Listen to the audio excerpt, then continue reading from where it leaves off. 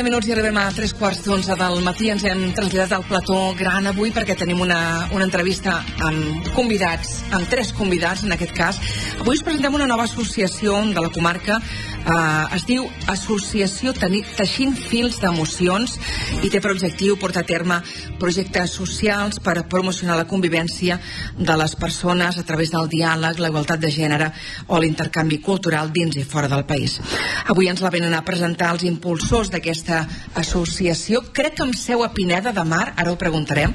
Són la Neus Bartrolí. Hola Neus, què tal? Molt bon dia. Hola, molt bon dia. El Quim Borjons. Hola Quim, què tal? Bon dia. I també ens acompanya anem a dir, això avui queda molt entre família, ens acompanya també la Lourdes Bartrolí, ja sabeu que és la directora de l'Aula de Música Can Llobet. Hola Lourdes. Bon dia. Perquè aquest cap de setmana se'n fa la presentació i l'Aula doncs hi té un paper important. En aquest cas ara parlarem de com serà aquest cap de setmana. Però expliqueu-me, teixint fils d'emocions, quin és el punt de partida, Neus, per tirar endavant aquest projecte? Mira, teixint fils d'emocions, art i pau, perquè l'èmfasi que té aquesta associació és, la idea és teixir fils d'emocions de diferents països, de diferents persones, i sobretot amb un enfocament on els docents i líders comunitaris puguin portar a terme projectes als seus contextos per transformar tant l'educació com la societat. I ho fem des d'una mirada artística. Per tant, context de cultura de pau, és a dir, tot allò o allà on es vulguin implementar projectes de transformació social, de convivència pacífica, des de les pràctiques restauratives, des del diàleg, que potser no estem massa acostumats a resoldre conflictes amb aquest tipus de mirada. I tenim un anclatge de violències com a experiència social, com a experiència educativa o familiar. I fem propostes molt noves, amb cercles de diàleg, amb pràctiques restauratives, perquè a nivell social puguem tenir eines, recursos interns per quan vinguin al conflicte, tenir eines per poder-los afrontar des de la no violència. Posa'm un exemple, Neus, perquè la gent, tot això que has explicat, perquè la gent ho entengui bé. Posa'm un exemple de conflicte i com el resoldríeu vosaltres a través de l'associació. Amb quines eines? Doncs, per exemple, una lideressa comunitària que té una associació i està treballant amb persones, i tota relació humana comporta conflicte. El conflicte és inherent a l'ésser humà, és inherent a la família, és inherent amb tu mateix també. I aleshores hi ha unes tècniques que són molt senzilles, com pot ser una escolta activa, i donem eines per aprendre a escoltar i per aprendre a escoltar l'altre. Per exemple, des de la comunicació no violenta se'ns plantegen 4 passos importants, que és observar què passa, connectar-te amb els teus sentiments, què sents, connectar-te amb les teves necessitats, què necessites, i després demanar-li a l'altre el que vols compartir-li. Però no des de la mirada del tu, no des de jo et jutjo tota l'estona, sinó em connecto amb la meva necessitat, amb els meus sentiments, i des de mi et parlo a tu del que jo necessito. I això canvia absolutament la forma de parlar-te. Això ho estan treballant molt les escoles ja. Les escoles des de fa uns anys ha canviat molt aquesta relació de mestre-alumne, no? El tema estan treballant molt també tota la part emocional, no? Exactament. Ara has donat en el clau, és a dir, és connectar amb el que anem sentint per no quedar-nos amb l'emoció, sinó transitar-la. Que estic trist, no negar-la. Que estic de dol, no negar-ho. Que tinc ràbia, no negar-ho. Que estic enfadat, no negar-ho. Sinó transito l'emoció, accepto l'emoció, la valido, i validar no vol dir tenir la raó, validar vol dir acceptar-la, transitar-la, deixar-la anar i afrontar-la. I això a vosaltres, Neus, i ara t'ho pregunto a tu, Quim, de què us ve això? Bé, bon dia. Bon dia. Tot això ve de que hi ha una sèrie d'activitats que es fan en primer lloc en el camp educatiu, que potser són més proper, però que veiem que són transversals i que poden aplicar-se a altres àmbits. Doncs al camp de les persones amb necessitats, per exemple en el camp de les persones amb discapacitats, que ja saps que jo hi treballo, i també en àmbits comunitaris, és a dir, allò que potser amb origen, perquè era l'entorn més més fàcil o més adequat es va fer a les escoles, es pot transversalitzar.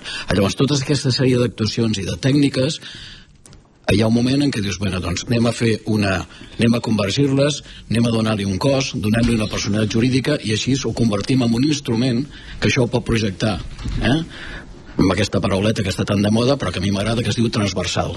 És a dir, estem per la societat, és a dir, no només per les escoles, sinó a tot arreu, a les escoles, a l'associació de pares i mares, a una comunitat indígena, perquè nosaltres aquí tenim projectes, això ho explicarà la Neus, tenim projectes a banda i banda de l'Atlàntic, i tot això és una eina que ens serveix a tots, per aquesta cosa que se'n diu fer un món global on puguem tenir escolta activa, on ens puguem escoltar, on no siguem allò el i tu més, perquè per exemple estem en un món del Zasca, del Twitter, tot això, vull dir, i creiem que un altre món és possible.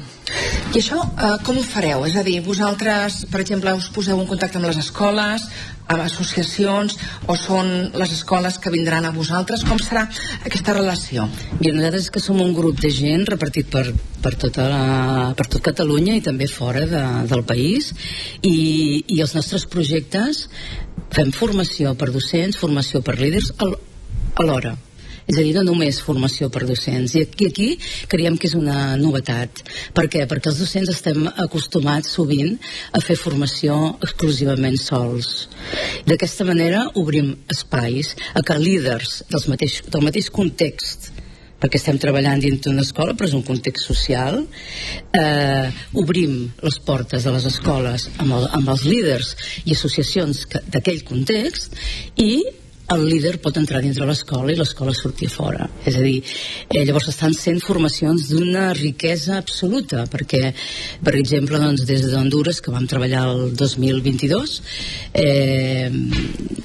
es van presentar projectes molt interessants, com una lideressa que estava defensant que una multinacional volia comprar un riu, una zona de muntanya on hi havia un riu, i clar, s'havia de fer tota una lluita pel medi ambient, i com des d'aquí a Catalunya escoles que van tenir intercanvis amb altres escoles d'allà van fer una feinada de denúncia, van fer una feinada molt interessant, i sobretot ho fan a través de l'art, que a més treballem una cosa que se'n diu arpilleres, que després de tot un procés i una metodologia de treball acabem fent la denúncia d'allò que no volem, però alhora fent la proposta d'allò que sí volem.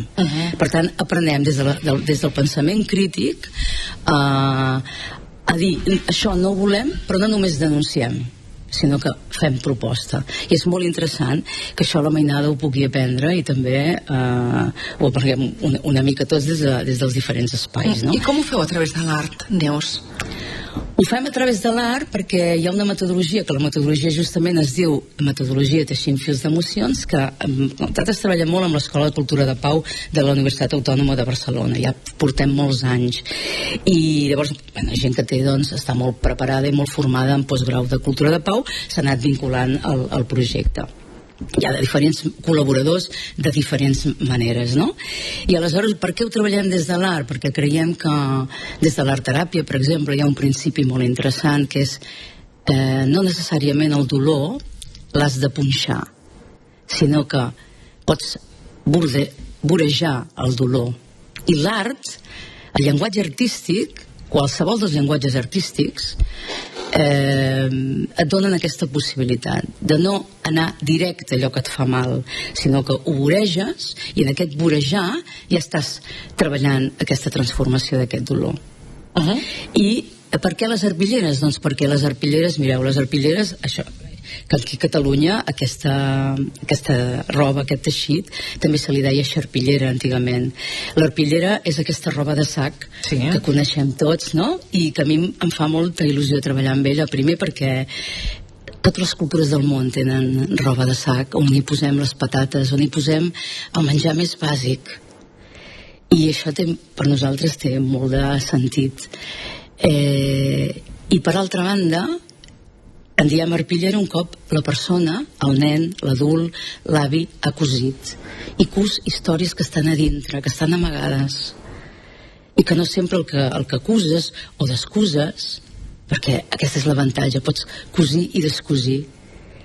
L'art et permet connectar amb les teves emocions, et permet connectar amb històries teves que vols explicar i les pots explicar a nivell simbòlic i no necessàriament el que ho mira veu que darrere hi ha una mort, per exemple, una desaparició.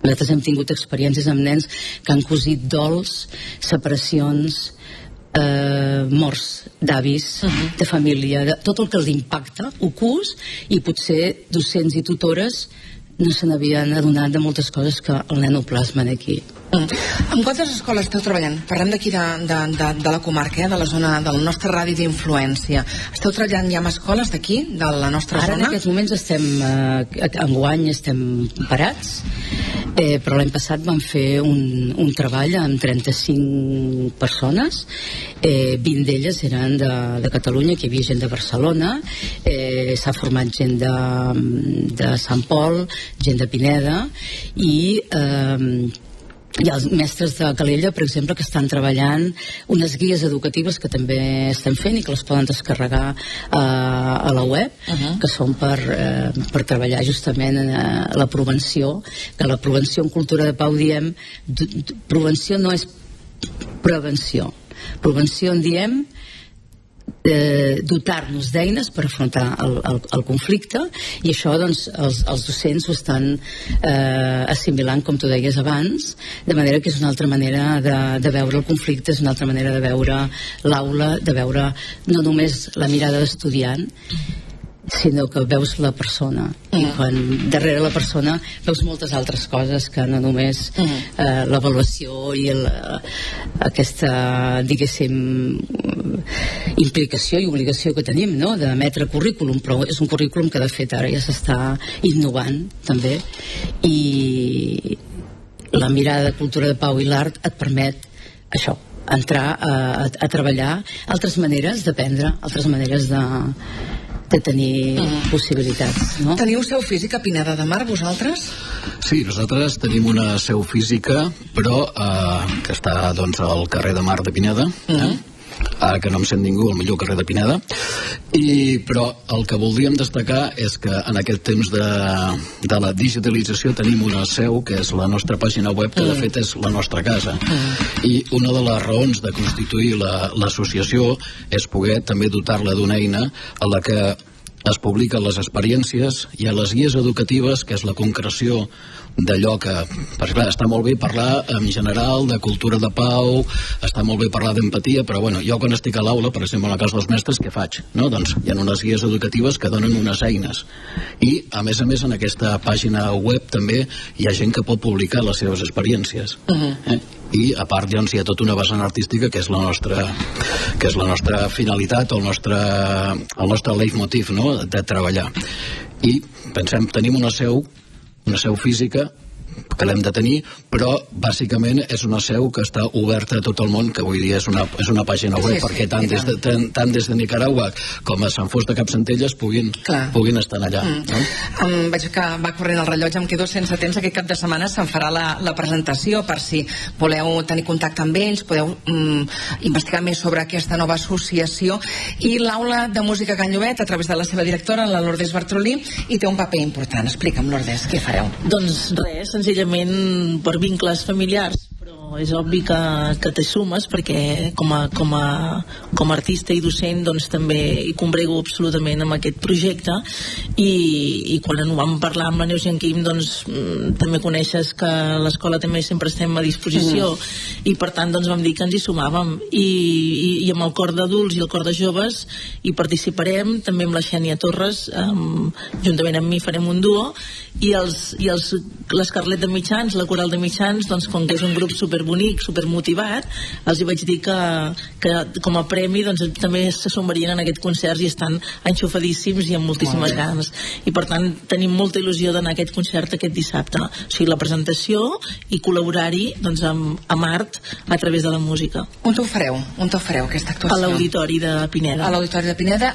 aquest proper dissabte? Aquest dissabte a les 6:30. A les 6:30. Entenc que l'entrada és per tothom? Tothom hi pot venir? És una entrada simbòlica de 3 euros i aquests 3 euros justament van per poder finançar tots aquests projectes que us hem esmentat, i agraïm d'entrada doncs, a l'Aula de Música tot el seu suport i totes les famílies que ja hem passat el centenar d'entrades perquè les hem venut per Antràpolis, i hi ha molta gent també, més de 30 persones que ja han fet fila zero, i tenim ja altres persones que tenen reservades les entrades per pagar, diguéssim, a l'auditori. Per tant, la resposta ha sigut molt maca. Bueno, a veure si amb aquesta entrevista acabem d'omplir l'auditori, a veure, tant de bo. Aquest dissabte, dia 26, a l'Auditori de Pineda, a partir de les 6 de la tarda. 6:30. De les 6:30 de la tarda, la presentació de l'associació Teixint Fils d'Emocions, amb aquesta actuació també de l'Aula de Música Can Llobet.